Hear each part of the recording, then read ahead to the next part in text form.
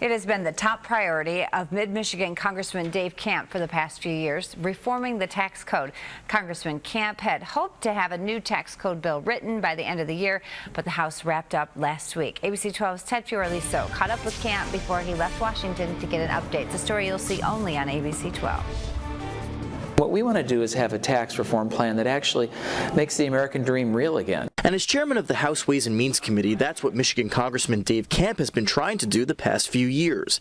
Camp's primary objective, make the corporate and individual tax codes simpler and fairer, which he hopes will lead to economic growth. The preliminary numbers we have are very good in terms of economic growth and job creation, but this is the first tax bill ever that's been dynamically scored, which will actually take into account the effect on the economy and on people's lives. Camp traveled the country this year with his Democratic counterpart, Senate Finance Committee Chair Max Baucus, to see how an updated tax code would impact people and businesses.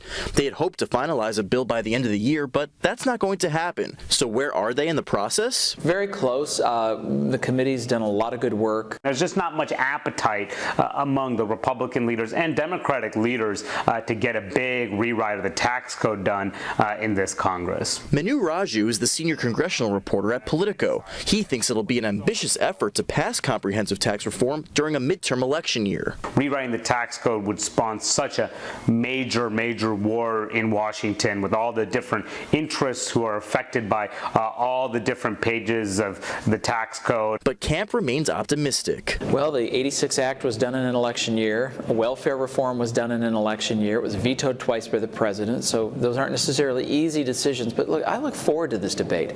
Camp says he's now working to educate lawmakers who aren't on the Ways and Means Committee about tax reform. He says that will take some time, but he hopes to do it next year. Reporting in Washington, I'm Ted Fioraliso.